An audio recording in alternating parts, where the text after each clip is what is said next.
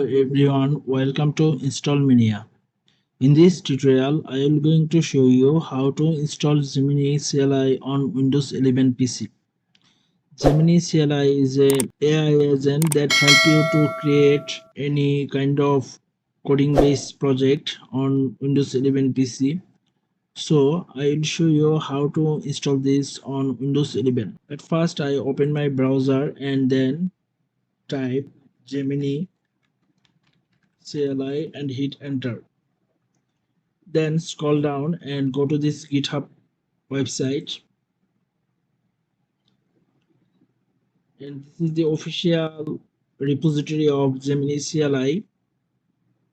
When I scroll down, I found command to install Gemini CLI, so I copy this and minimize my browser and right click on desktop and click on CMDAR here, and then I paste this code and hit enter. Within few minutes it will install on Windows, so we need wait. So installation is completed. Now I type Gemini on Semdar and hit enter.